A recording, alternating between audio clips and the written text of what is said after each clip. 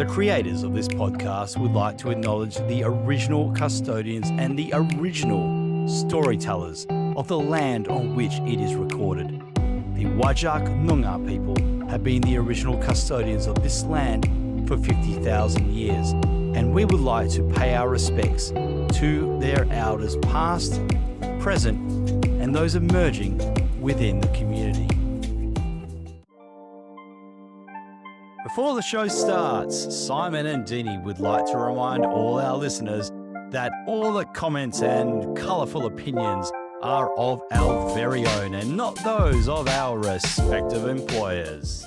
This sounds quite zen, but I'm kind of at peace now with the whole getting let go thing. I think that door is now kind of closing on me, and I'm okay with that. But I'm not going to stress about that. I'm not going to let it get me down and get attached to one career or one job. I think at this point in my life, not my career, my life, I'm 40. Yep. I'm just like, it is what it is. I got to pay the bills and I don't care, you know? Yeah. Just detach my ego from everything else and just do it.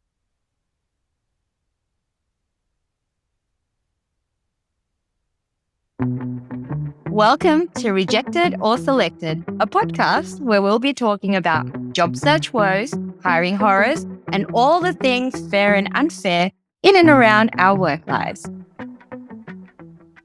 It's the ego, right? That's what I went through as well.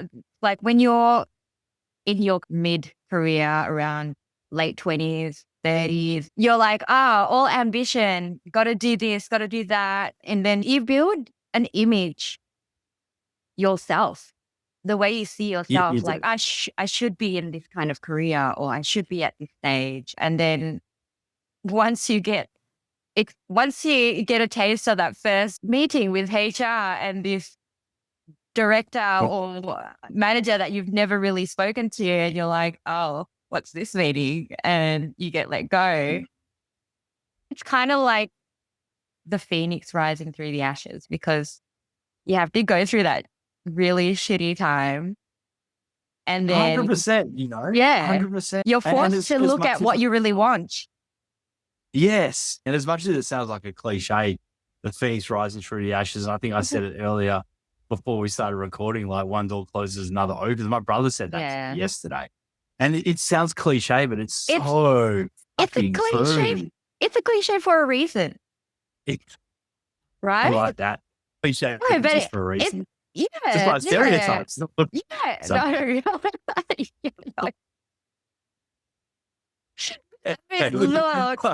I had to do it. I couldn't help myself. As an ethnic minority woman, all the types of discriminated against labels, I'm full of stereotypes. That's just a reality. It's true. I mean, you know, everyone has a stereotype that people see them in a certain way, and you know, so and so, like subconsciously or consciously, we talk about this all the time. You can't help it. I mean, that's just the way the brain works, right? You kind of compute and try, and then you actually dig deeper, and then you realize, oh, it's a stereotype. It's not a reality for each individual. Anyway, hey, that's true. And look, like stereotypes we often associate with ethnic groups, but it could be for anything. It could be for anything. Exactly. Exactly. People who are in tech are so smart that they'd be able to work Zoom and find the background option, which they didn't, and ended up just blurring anyway. So whatever. I'm okay with. We couldn't find the background option on Zoom. Zoom, which has been around for a long time. No, we've obviously used before. We couldn't find the background option. And let me correct you, Simon. It wasn't we couldn't find. It was me. I'll wear that. That was me. It could be worse. See, we could be using Cisco WebEx, you know. Sorry to anyone working at Cisco. Apologies. That could be a flex now. You know how something's so difficult? If something's so difficult to use and you can use it really well, it's kind of like, wow, that person, you know, definitely. I get that.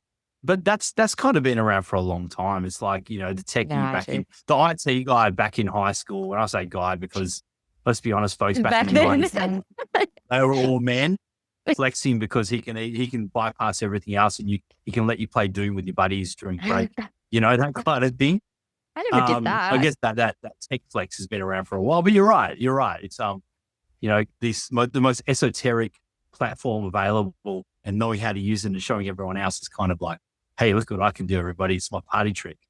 I can find the background on Zoom and all that stuff. I can put that on your CV, Deany. Just that should, skills highlight. And find the background on Zoom.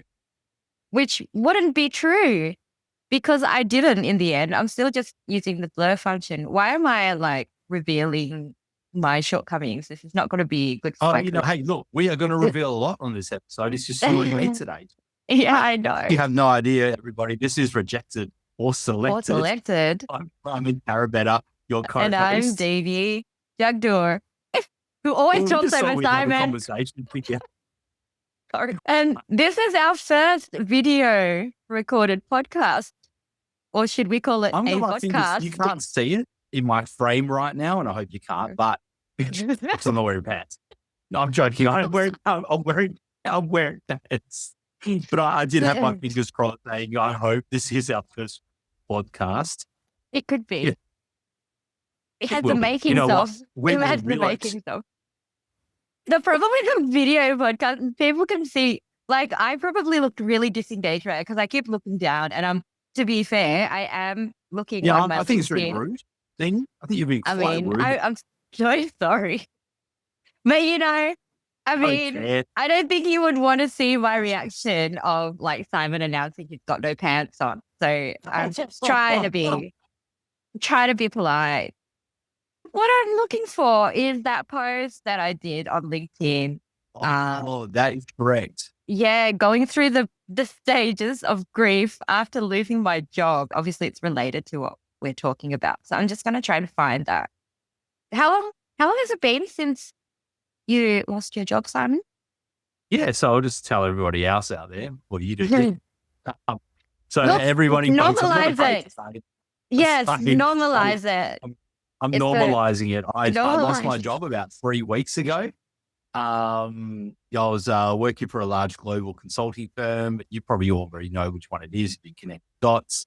And look, just in the end of the day, it wasn't the fit. Consulting is definitely not for me. It's not my world. I have massive respect for people who absolutely excel at it day in, day out, like Deany did. Was yours made redundant? I did, but I still got made redundant. So what? I know. But to be fair, it is a very different world. I didn't really know what I was getting myself into. I thought, consulting, and I've worked at MSPs before, and I pay client MSP. I've been a client for an MSP before, and I thought, let's just get this. No way, no, it's a different world, very different world, and just my particular personality and my particular skill set. It's just not the fit. And I am not afraid to own that. I am completely afraid to own that. I know that we can't all excel at everything. I find very few things I excel at, but I will say this. There are a few things I do excel at, I do enjoy, and I am actually quite good at. It's about finding that niche that you are good at. And I guess, our podcast title, Rejected or Selected, is very apt today because I've been speaking to so many people, IRL over the last few weeks who are going through this massive job search at the moment. And it seems like, for myself based here in Perth, Western Australia, there is a very slow market right now, and rejections seem to be on the up and selections seem to be going right down. I'm on Reddit a lot also. I might not look at it, but I love reading all of the random things on Reddit. All safe for work, by the way, just to clarify. So there's been this thing going around about like phantom hiring. Have you heard that? Is that a thing? Yeah, I have. When you were in recruitment? Tell us about it though, Deany. Is it where like companies, they appear to be hiring and they go through the motions of hiring, and then some people even get hired, but then they just get dropped straight away. I just want to ask you, what are the reasons for that? Well, I'll say this. Okay, I'm really glad you brought this up today because I'm seeing it a lot right now. I'm sure other people are and have been seeing it for a long time. And when I was an agency recruiter, I will say a bit of a secret. Well, it's not so much a secret. People probably know this already. We were creating ads as a Okay. way to, I guess, fish for candidates. So Ah, we would either, So we would actually say, hey, look, we got this, I'll go to cybersecurity, right? Because that's our world, right? okay. Well, it's yours. Okay. We'd say, we want a senior cybersecurity analyst, right? Right. This set of skills, this much experience to do this kind of job, paying this much between this and that, right? And what we get out of that, if we wanted someone very senior, we would skew the ad. We want a senior manager level SecOps analyst. We want someone in GRC who's got quite a bit of experience. We want a security architect with like 10 plus years. And that's a way for us to fish for these prime quality specimens that we would then use with our clients to say, hey, I've got this really cool guy. He's Candidate. like Yeah. I've got this awesome woman who's looking for work at the moment. She's got a background as a senior SecOps analyst, that kind of stuff. So it's conniving. It's not just agencies. I know for a fact there are many companies based in Perth in the resources sector. They've got their talent acquisition teams going out and sending out false ads because, again, they just want to scope the market and get a look at what's out there. They might not necessarily be hiring, or like you said, they probably are going to go through the motions, and that's rare, and probably hire someone only to say in a couple of months when there is a downturn, which we are experiencing right now in WA. So sorry, see ya, you're out. And by the way, it's probation, so we don't have to pay you out. See ya, bye. Yeah, that's interesting. But okay, that's kind of unethical. I mean, stating the obvious, because it is. It's unethical. I feel. Look, I'll go one further and say it's immoral. But again, I'm not one to judge. We're here just to tell it what we're seeing. It's completely legal. You can totally put a job on seat, pay whatever you want. Yes, that's true. And lead people on. And look, as an agency recruiter, it didn't sit well with me. I'd be told, you get 5 ads up in the next week, but I've got no jobs. Get them up. Okay, here we go. Is that a KPI for recruiters, like to put up ads? With me, it wasn't a KPI, but it's just something we were told, like, hey, because the KPI isn't just the ad, it's the amount of candidates you are calling and screening. Right. If I'm not screening a certain amount of candidates a week, like say 50, then I'm not meeting that KPI. Yeah. Well, I'm glad I was screening 50 new candidates if you've got 100 people on your list. Yeah. It's impossible. Yeah. Okay. That's shocking. Anyway, good to know. That was like, I was not planning to find this out. Look, there's a lot of secrets. And look, I was literally speaking to our last guest, Natalie, earlier this morning. She... Keep talking. Unfortunately, thanks, Deany. She unfortunately got let go from her job, which she picked up only a couple of months before joining us on the podcast. Yeah. So, things are on a real big slide on the, downward slide. I won't say spiral because it's not that bad yet, but hello. How you going? Sorry, Deany's just brought one of her children onto the podcast. Well, and I'm an absolute sucker for that. One of my children, she's wearing a pink helmet. One of my children is actually 4, just came home from kindy. Oh no, she's going to want to join. Does one of your children have a name? Yeah, it's Nora. Hi, Nora. Hey, Nora. How are you? Yeah. Welcome to our podcast. Thank you. I'm going to try and see if I can deflect her somewhere. But it's part of life, right? Work-life balance is right, folks. It's right here. It's very real. Maybe I'll just, What I did during COVID, I was delivering security awareness workshops for Water Corp with my kids on my lap. That's good. It happened. I had my cat in front of the computer most of the time as well at the time. So things, it's life. Work-life balance. It's a very real thing needed. And the fact that, you got an amazing, a really amazing setup there. I've got to say, but I'm not promoting any one business here, but hats off to Retrospect Labs for, allowing you to work over where you are and, from home. In a place where people wear helmets. Helmets. I love that. That's fantastic. Shout out to Ryan and Jason. They don't listen to Brian and this Jake. podcast. Oh, so yeah, they don't know. absolutely. But Absolutely. anyway, just in case. Haven't seen those folks in a while. Oh, flat out at work. The one thing I really wanted to touch on today, though, Deany, is have you ever found out you didn't get a job via social media? No. I mean, in a That way happened that... to me a couple of days ago. Wait. Is this in a way where you haven't heard anything from the recruiter or hiring manager and then suddenly you see the job has been filled? Yes, absolutely. And you Okay. see a big announcement. You're like, oh, that's why I didn't hear anything. Ah, Yeah. I may have, I just assume if my email hasn't been responded to, I'm not in. Oh, that exactly. Yeah, it. Exactly. right? I will say the positive about this particular organization where I Mhm. went for the role is, a week after sending my application, they did send Yeah. a bulk email out saying, Yeah. we have a huge number of candidates and the shortlisting will take longer than expected. Mhm. That's totally fine. How Mhm. hard is it, though, to send the bulk email again to everybody saying you didn't get it? You didn't get shortlisted. Yeah. That's Cold. You want to go in the bed and go in the blanket? Yes, go. She's cold because on the fly decision on. making from Deany, everybody. Yeah, sorry. Right. Yeah, no, it's great. Hey, look, this is nothing. Remember that time we had Ian and I recorded from my That's 8-year-old's bunk bed. Yeah. So all good. Well, and the elephant. Oh, that was funny. The funny. But yeah, no. Okay, so I saw something about sending a bulk email to everyone to say that they lost their job. Did that really happen, or is this just a pretend viral? Well, this is the first fake time I'm news? hearing it. Oh my God. Did I just start fake news from AI hallucination? Maybe you started a rumor that's going to spread through the entire mainstream media of Australia. I should have And that's mentioned the Our company. podcast. That's all right. Cut it out. I'm No, I'm going to cut it out. They're potentially a customer, so I'm not going to do that.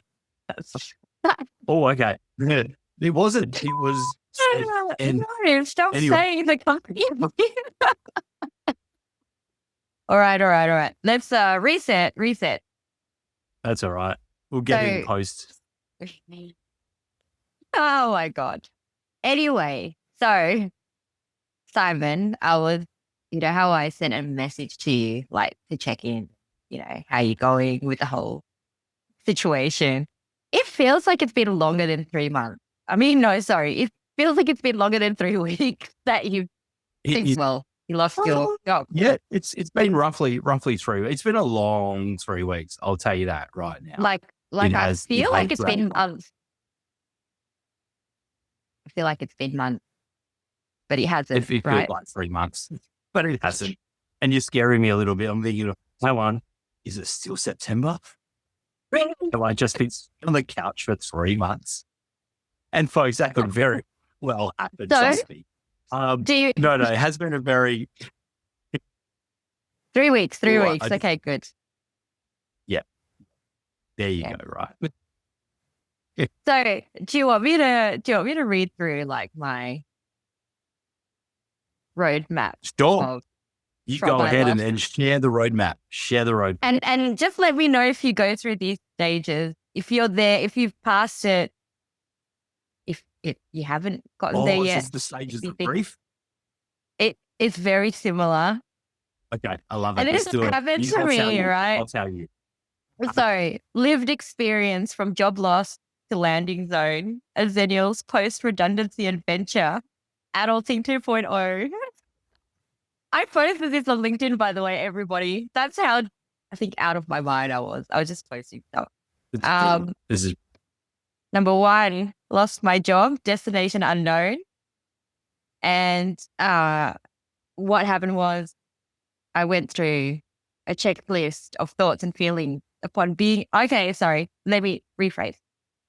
Here's a checklist of thoughts and feelings upon being informed that my role was made redundant in order of appearance. Okay, number 1. okay. What was was it my performance, right? Being made redundant. Was it my perforance? Trying to make absolutely not. We know Absolutely. it's never your performance, Dean. It's Never. it's been repeated. I mean, it wasn't your performance, and I'm like, okay, but if you say it one more time, I'm gonna think it was because it's just like over reassuring. How am I gonna tell my husband? Because basically, half of our household income was slashed, and at that point, we had just settled for our first property. So that was pretty tough. And then very quickly, it's okay. It's all going to be okay. Reassure yourself. Mhm. It shouldn't be too hard to land another job. This is a concerted effort at trying to stay positive. Did any of those occur to you when you got the news? And look, I'm going to say this is the third time I've been in this spot. Like after Water Corp didn't renew my contract, very stupid reasons in 2020. I went through the same thing for about a month and a half. I went through the same thing when, Digital Resources said, hey, you haven't landed any clients, you don't know deals, you don't know where you go. And I'm kind of going through, it's different this time around. And the only thing that's different this time around, Deany, if you don't mind me sharing with everyone, is that I don't know if anyone knows, but I was a high school teacher for 13 years before doing what I was doing in cybersecurity. And as much as I used to think teaching will always be a fallback and something that I can rely on as a safety net, the more I've been talking about it with people and thinking about it and reminiscing of my time as a teacher. No, I'm not looking at through rose-colored glasses. But teaching is a hard profession. It is is difficult. But you've done it, so I've done it for 13 years. Yeah. And look, there is a massive demand for, dare I say it, male teachers in WA at the moment, in the public and private system. And look, I'm definitely contemplating. I've just did my registration as of last week, waiting for that to all be completed, and then I'll be out back in the classroom. So well done. It's something that it might be something I do long term from now on. Yeah. Is it going to be a stopgap? It might be that too. I don't know. But all I know is I do miss it, and it's definitely something that's going to pay the bills in the meantime. And I have a passion for it. It's not like here.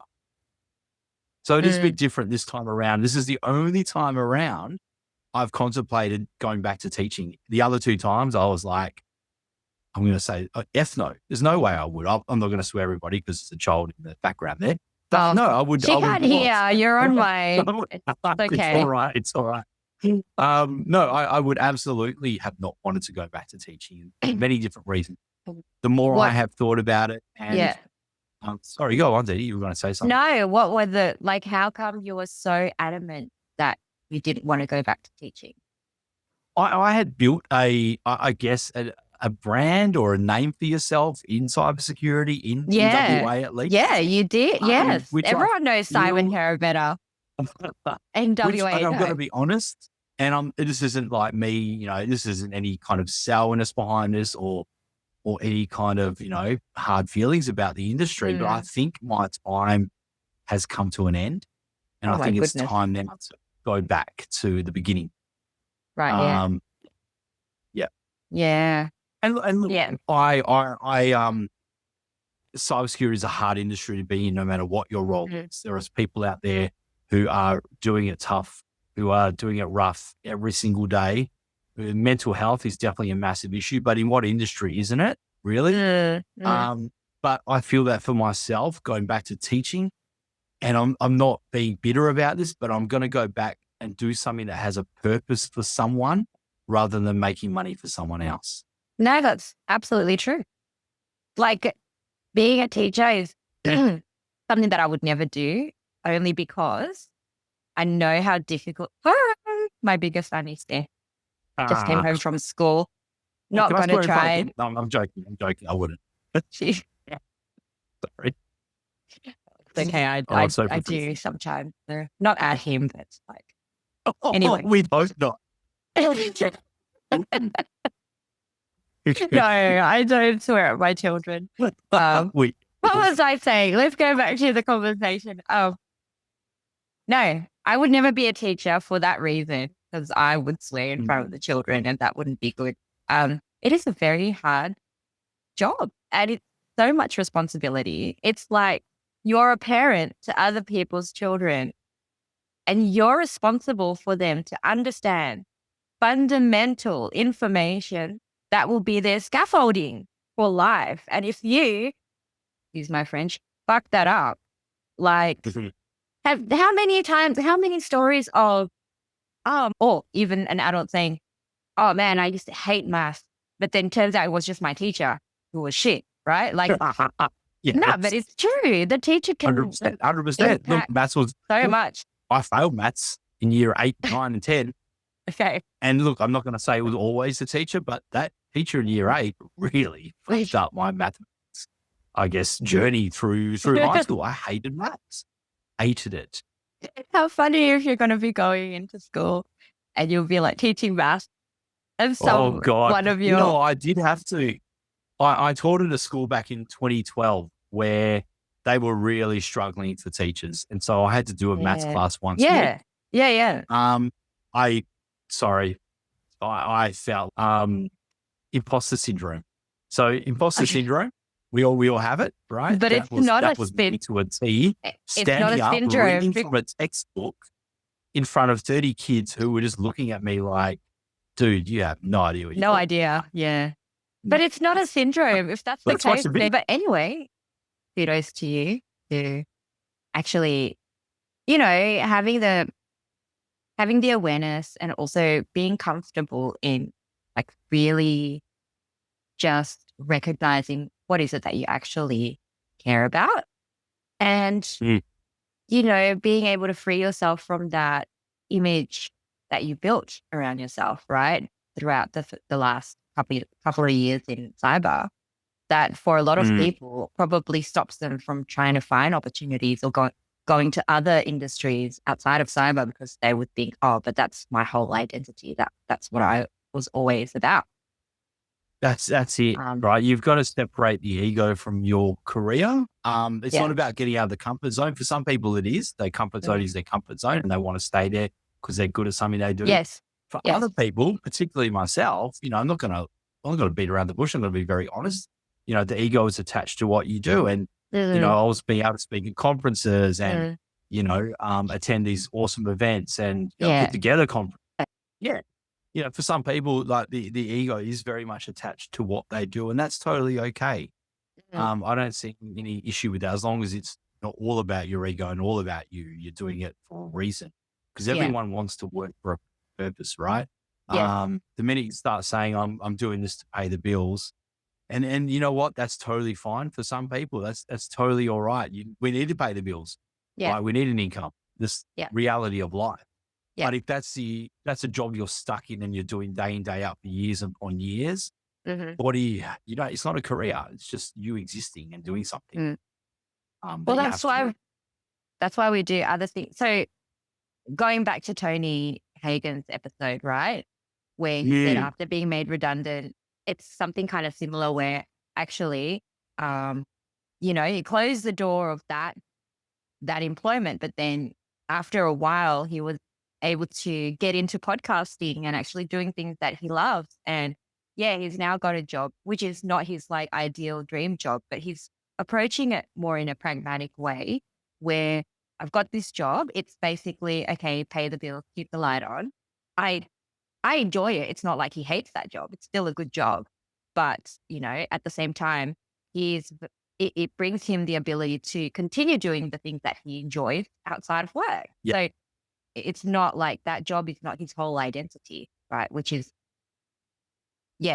think is a good balance, actually. I agree with that.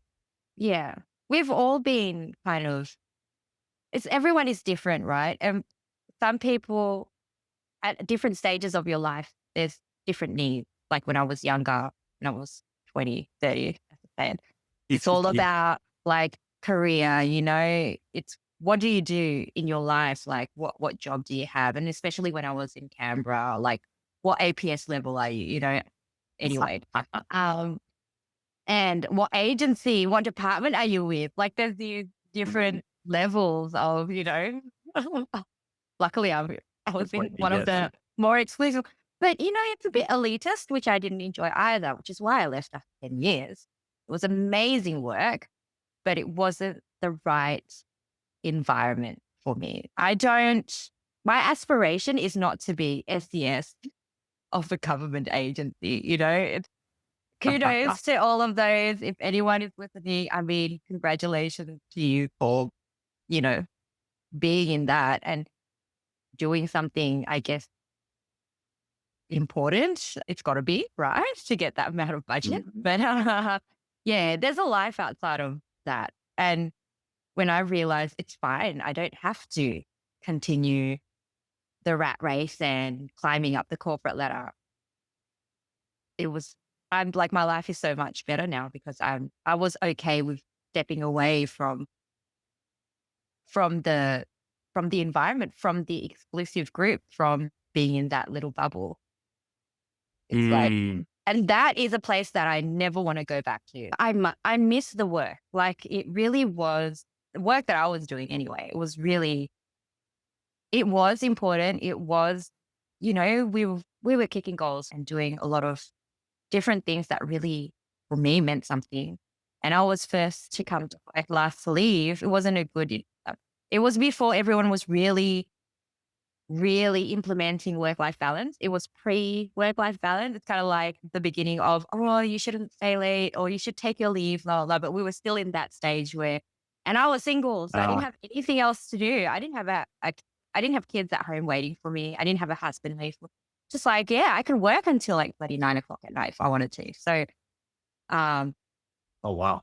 Yeah. And it was threat to life stuff. So it was important. But nowadays, I mean, if I were to continue, I wouldn't be doing that stuff anymore. It would be more the bureaucratic levels, right? Like, it's just not what I enjoy. Isn't it so fucking awesome that you know exactly where you don't want to be, and that is right back where you were in your 20s doing all of that. Yeah. At that, it's amazing. I think it's funny how everyone kind of almost has the same linear story in a way. Our 20s, we establish ourselves in our careers. We're young. Most of us are single. I wasn't. I was married twice in my 20s. Oh, well done. Anyway, overachiever here.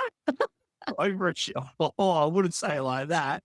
But like, most people had nothing else to do, and they would focus and be 110% focused on their career, like yourself, work until 9, 10 at night. And I had colleagues in teaching at the time because I spent pretty much all of my 20s in education. And I had colleagues who would, be doing lesson plans up until midnight on a Wednesday night, for not for tomorrow, for the next week, so they're well ahead and prepared and all prepped and everything. And here I'd be like going home and I'd be like trying to get the work-life balance thing going. And that's hard when you're a teacher. Yeah. It's very difficult. Yeah. But kudos to those people who, in their 20s saw it as a time to, I guess, establish and build. And that's what I always think the 20s are for. It's establishing and building, right? No, exactly. I mean, I wouldn't want to be back there because, it's just, I don't know. It would be different anyway, right? It'd be a different place, different people. Everyone that I used to work with wouldn't be there, or they'd be in a completely different position. Yeah. And that's partly also like me, I'm very fortunate to have Retrospect Labs and having this setup that is, it's a dream. Like, you cannot pay for it, right? Being able to work remotely and all that, and having bosses who are just really great guys, and the work is interesting as well. But when you get to our age, sometimes it's hard to separate. Well, I'm at this stage and I've been a VP before, and I've been a head of blah, blah, blah before, and I've been an assistant director somewhere, blah, blah, blah. I should be up here, job title wise. But I'm happy that I've been able to kind of like, well, no, who says that I need to be? Because with that comes all of this responsibility. And honestly, in my life right now, my priorities are that little girl over there who's now asleep, and my son, my husband, and my mental well-being, because I've been through burnout as well, like working at startups. Absolutely. but getting to that stage, the whole ego thing, right? It's hard to Mm. first recognize that it is just an ego thing. Like no one really cares. It's you who cares. No one's doing your job for you. No one's paying your bills. No. So like, why should it matter what other people think? But the ego always matters what other people think, right? So Yeah. yeah, that's why I'm like, kudos to you also to recognizing that, hey, this is not for me. It's okay. Because you gave it a really good shot. Like, and if you want to come back, I'm sure if you're in like you've had this experience, you know, the people, and there's a lot of other ways to stay in the cyber community Oh, and industry, absolutely. right? Even as a teacher, I'm not. like, I'm not bowing out completely. Look, mm, I'm the co-chapters for Australian Women in Security here in Perth, and I want to stay mhm, on with that role because mhm, I firmly believe in the mission. There's a lot of really cool meetups that I go to yeah, because I'm actually friends with a lot of people yeah, outside of actually being, I wasn't colleagues with a lot of these people. I've just met them up through networking events and I'm actually personally good friends with a mhm, lot of them. So I'll still go mm, to those kind of things. mm. And look, if I can get a gig teaching cybersecurity in a high school, because that is a thing now, Yeah, 100%, that would be, right up for that as well. How good would it be to actually, the first time around I was teaching media studies and I had yeah, a bit of, background in that area. So mhm, that was great, but I've had way more experience in cyber in the last 6 years than I ever had in the media. yeah, And so yeah. going back and being able to teach that probably be a lot more pertinent, a lot more Mhm. appropriate, to be honest. So, any listeners out there who knows of any potential roles for a cybersecurity teacher with real experience in cybersecurity, which is very rare, you know where to find him right here at Rejected or Selected, Simon Carabetta. Mr. Carabetta to you, children. That's Mr. C. Mr. As C. my Belmont kids used to call me Big C, Oh, Big which I C. didn't like at first because it had the stigma of Big C, but they said it was out of, they told me in the end when they graduated, because I had the same group from year 8 right through to year 12, and it was always Big C. And they told me at the end when they graduated, we just said that because we loved you, man. Like, you were an awesome teacher. Yeah, That's what gets me. That's what's going to get me back in the classroom. That. that's No, nice. you made a bit of a difference, and you actually, people and kids do remember when they're Yeah. adults. Like, I still keep in touch with a couple of my former students who are now well into their 20s. Yeah. One of them is actually a teacher himself, and we still Oh, keep in touch. And it's great to see that. It's that's awesome cool. That's cool. to see that that's what they wanted to end up going in and doing as well. So yeah, Well done. Well, anyway, keep us posted how you. I will, and I'm sure that throughout every episode of this podcast, you might hear about that journey in some Yeah. way, shape, or form. But Well, we shall see. a little bit more about your journey there, because I remember after being made redundant, although that was the first time I actually lost the job, um, there was a time where I just, okay, you lost your job and then you suddenly like, oh, I'm going to be like doom scrolling LinkedIn, looking for a job, sending out resumes, blah, blah, blah, blah. And you reach a point where you're like, F, I'm done. I'm done looking at LinkedIn and see all of these stupid posts. Probably not stupid, but it's just like too much for me. It was stressful. And, I just don't want to do anything. So I literally watched 19 different on Netflix, 19 different series. I finished them Oh wow, in like a whole, I just did not, I made a conscious decision to like, I'm not going to do anything for like 1 month. And I didn't, I just like that took is care of cool. my kids. Yeah, but Yeah. I just didn't, I couldn't I was a little bit depressed. Maybe that was not a good thing, but I did Mm. I put a time around it. Like, just, I'll give myself like, I don't think it was a whole month, but it was definitely 2 or 3 weeks. Like, don't want to talk to anyone because I felt, I don't know, super embarrassed or something for losing my job out of no fault of mine, just to ensure that some other people got paid, or not people, but shareholders. Ironically enough, I bought shares in the company that I was made redundant. Oh no, have you sold them? I still have them. I did sell half, and that actually helped with expenses at the time of my redundancy. That's So no hard feelings there. I kind of like, okay, well, they need to do cuts to take care of the shareholders. I guess that's part of me as well. Um, yeah, ironic. But yeah, I went into like this dark hole of misery, very, very dark. And then Mm. after that, I just panicked. After I finished those 19 theories, I'll probably try to list them because they were really good at that time. Can I ask and you though, yeah. not to interrupt your story, No, that's fine. and please go on after this, but you were telling me, you went into a bit of depression. It was quite dark. Mhm. Did you have a good support network around you, Deany? It's hard to say, like, yes, but somewhat no, because at the same time, there was a period of time where my husband was actually in Bali because of Ah, the different opportunities here. yeah. And that's when I was basically on my own with the two kids. That was times where, I was just on my own and I was just like, just freaking out. Not necessarily because honestly, like I've got Nabil, my husband, we've been through worse in life. So, I kind of knew we were going to be okay, but I think it's just, it was a new experience for me. I've never been let go. I've never been made redundant. And it was at a time where I 100% thought I was going to be with this company for years and years and years. I was in awe of Oh, how yeah. amazing the company was. So it was quite a shock, right? But then, you learn a lot about yourself, about what's important to you.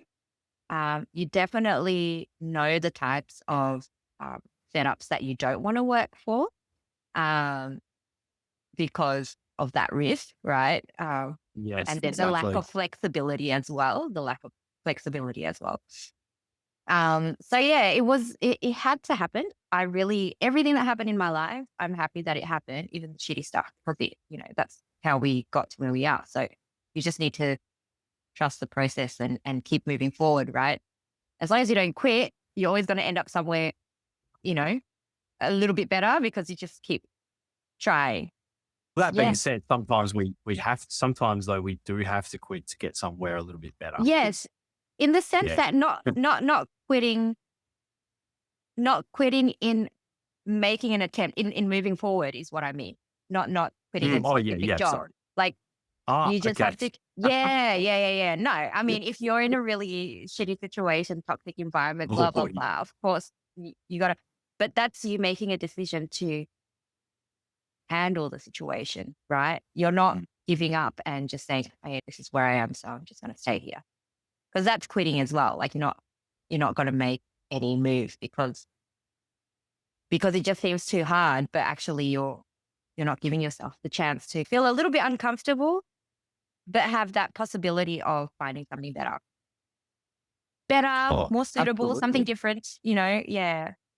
Um, but yeah, so after that period of no activity and Netflix only, I then I then not ready to get back onto LinkedIn and network and whatnot. So what do I want to do? I just actually that's when I made the book, the kids book. So that's my Yes, which bucket I've list. had a read of, and it is Tick. Oh, amazing. really? Really? Yes, I love it. Oh, oh, You sent me the oh! link. I had a read. I did. Yes. No, it's good. Yeah, I haven't done anything with it. So this is maybe next time if I get made redundant again, I might jump on and start marketing that book properly. Anyway, Well, I honestly think you should, redundancy or not, where you are in a year or so or not, I really honestly think you should market that book. yeah, I'm just like it. yeah, So, yeah. No, I do feel like I need to do something with it. It's just like there's only one me, and there's a lot of demand cheap, on my side.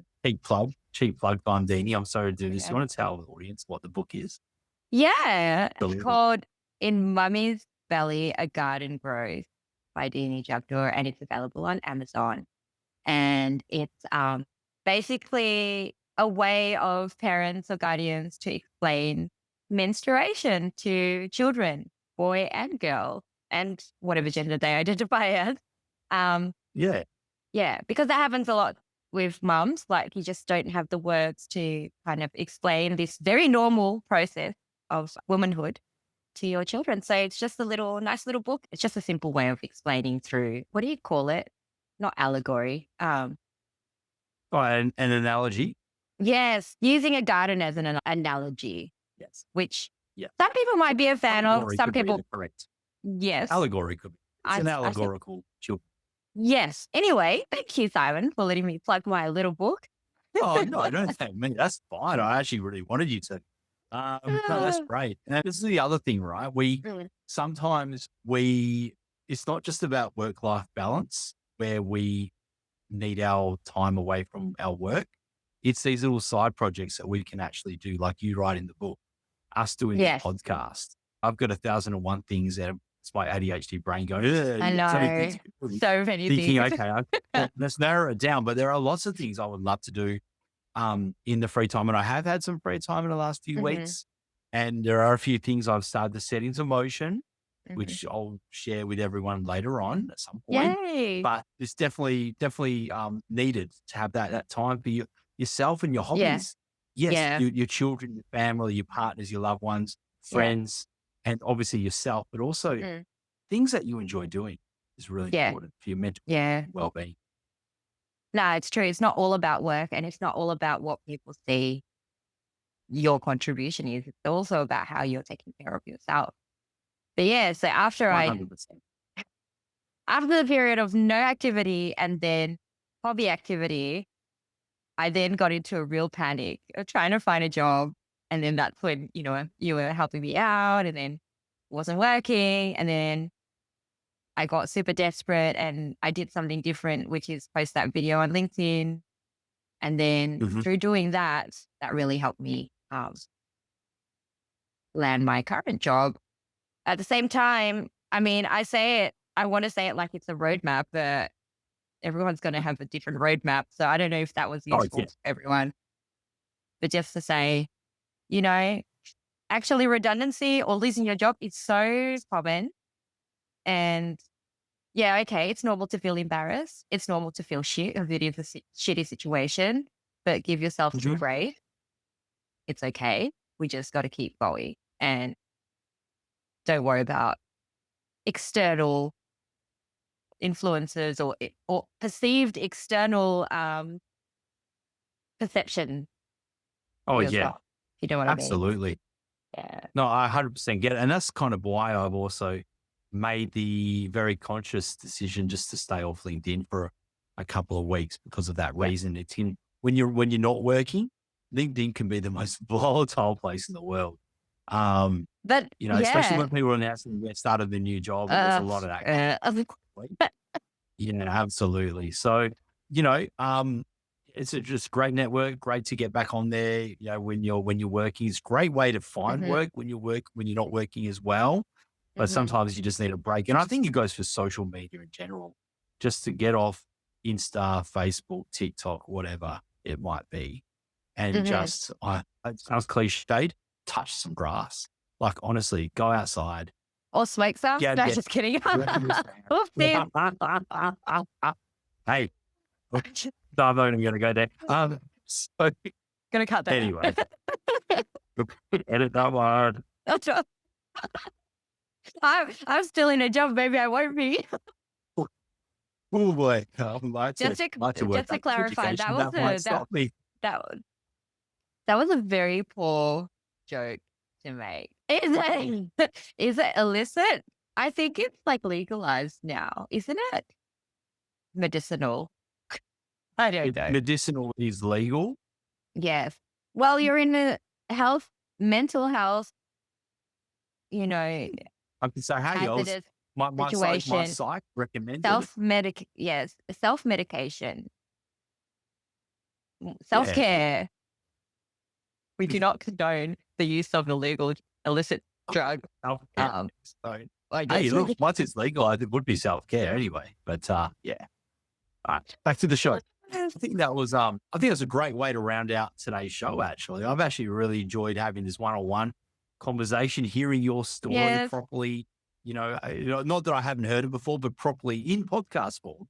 Yeah, your podcast form. Today has been really good. And look, I really look forward to I guess, getting some feedback on how this discussion went. I know there's a lot of people going through what I'm going through at the moment. who are going through what you went through and can really relate to your story. And looking forward to some feedback from our audience on today's show. Yeah. Yeah. If you ever lost your job in a ridiculous way, also feel free to DM us an email. Oh, please. We would love to hear. DM us Absolutely. on LinkedIn or Instagram, wherever you can reach us. They can get us on admin@rejectedorselected.com. Yeah. We want to hear your ridiculous hiring or firing story. We would love to hear it. Yes. Amazing. All right. That's a wrap on today's episode of Rejected or Selected. Until next time, Deany, you take care. We'll see you guys next time. Bye. See you again soon. Bye.